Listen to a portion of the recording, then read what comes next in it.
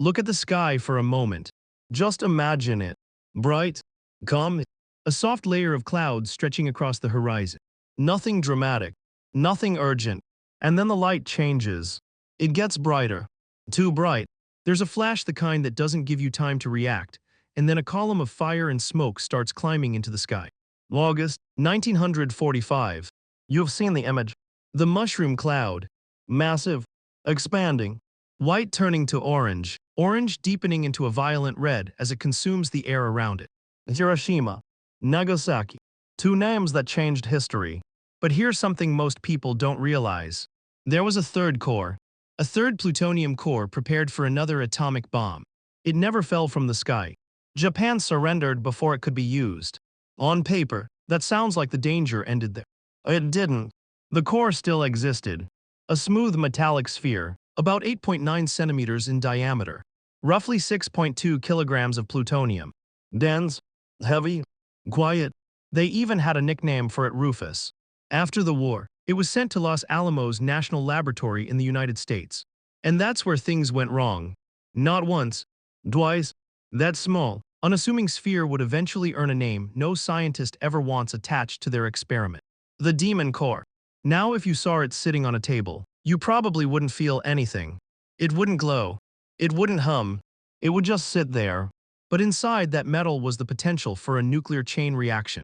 Here's the basic idea.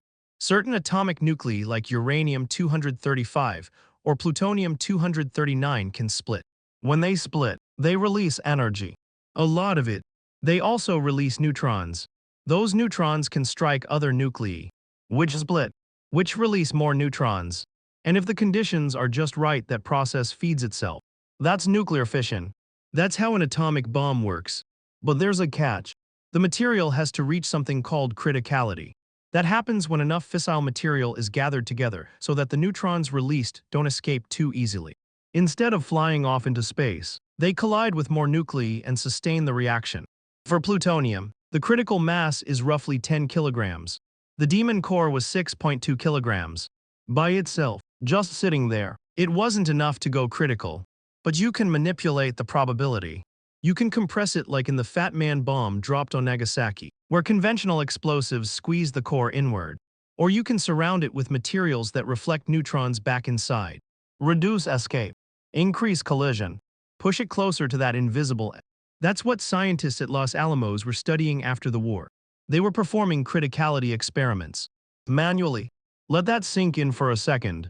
They were physically bringing this core closer and closer to a sustained chain reaction. Watching detectors, measuring neutron activity and then backing off. Right up to the edge. And sometimes over it. By today's standards, it feels reckless. But at the time, the atmosphere was different. The war had just ended. The urgency hadn't fully faded. There was momentum. There was pride. There was a sense of pushing forward, learning fast. Safety protocols existed. They just weren't always respected. The first accident happened on August 21, 1945, just days after Japan accepted surrender. Late at night, a 24-year-old physicist named Daghlian was alone in a laboratory at Los Alamos. 24. He was investigating how close the demon core could get to criticality by stacking tungsten carbide bricks around it. Tungsten carbide reflects neutrons. So as he added bricks, fewer neutrons escaped. He had a neutron detector nearby, watching the readings. The plan was simple. Add bricks slowly, monitor the numbers, determine the point where criticality would occur. Normally, experiments like this were supposed to be conducted by multiple people. That night, Daghlian was working alone. Well, almost alone. A security guard stood about 3 or 4 meters away. Not involved. Just present. Daghlian began placing the bricks one by one. The readings fluctuated. Everything was predictable. Until it wasn't. He reached a point where adding one more brick would push the system into criticality. He knew it. He intended to stop. But each brick weighed about 4.4 kilograms. He was holding one in his left hand. Maybe fatigue set in. It was close to 10 p.m. Maybe his grip slipped. The brick fell. It landed directly onto the core. And in that instant the room exploded with blue light. A bright, dazzling blue flash filled the lab. Radiation ionized the surrounding air molecules. For a brief moment, the core went supercritical. Daghlian reacted immediately. He reached in with his right hand and knocked the brick away. The glow faded. The reaction stopped, but the exposure had already happened. He later described feeling a tingling sensation in his right hand. Instead of immediately fleeing the room, he stayed for about 1 or 2 minutes, tidying the remaining bricks. Standing near the core, that hesitation may have sealed his fate. It's estimated he absorbed about 5.1 sieverts of radiation. The median lethal dose for humans is around 4 to 5 sieverts. He exceeded it. He was rushed to the hospital. The first 24 hours brought severe nausea and exhaustion. 3 days later, large blisters formed on his right hand, the hand that swept the brick away. The pain was intense. Even morphine couldn't fully control it. After 9 days, the skin began to peel away. After 24 days, his fingers turned black from necrosis. His right arm and parts of his torso eventually lost their skin.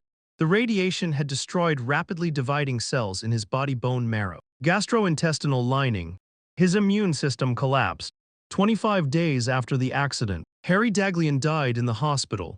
It should have ended there. It didn't.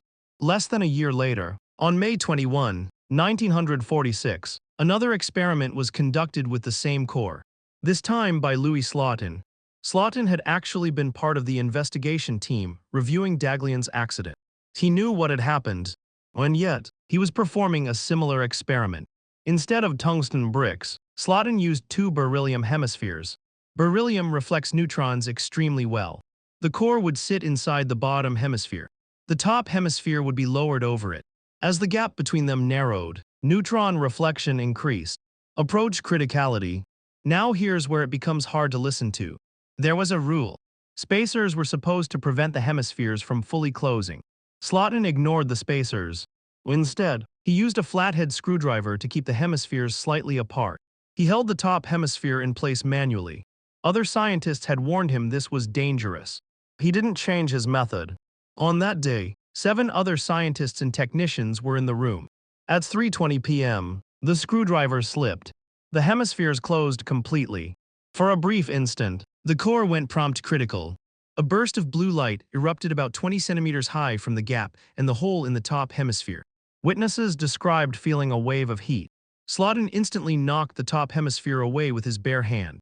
The reaction stopped, but the damage was done. It's estimated he absorbed over 20 sieverts of radiation, far beyond the lethal dose. He reportedly said something like, "Well, that does it." He was rushed to the hospital. At first, he seemed stable. Then the symptoms came. Nausea, vomiting, diarrhea. His white blood cell count plummeted. His bone marrow failed.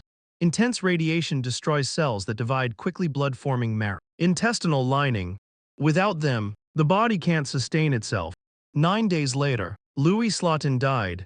His arms, heavily exposed, had turned pale and white from radiation damage. 2 brilliant young scientists. 2 separate accidents. 1 small sphere of plutonium. After the second incident, Los Alamos finally banned manual criticality experiments. From that point forward, such tests would be conducted remotely, with shielding, with stricter protocols. But those changes came after the losses. The demon core itself was eventually melted down and repurposed into other nuclear weapons. It didn't remain intact. It didn't sit in a museum. It became part of something else. And here's the strange thing. The core was only about 9 centimeters across. If you didn't know what it was, it would just look like a metal ball. Ordinary. Harmless. That's what makes it unsettling. Because knowledge changes everything. When you understand what it contains, what it's capable of, that small sphere becomes terrifying. The story of the demon core isn't just about physics. It's about overconfidence. About urgency overriding caution. About how small lapses, a dropped brick, a slipped screwdriver can carry consequences beyond imagination. It's easy to judge from the present.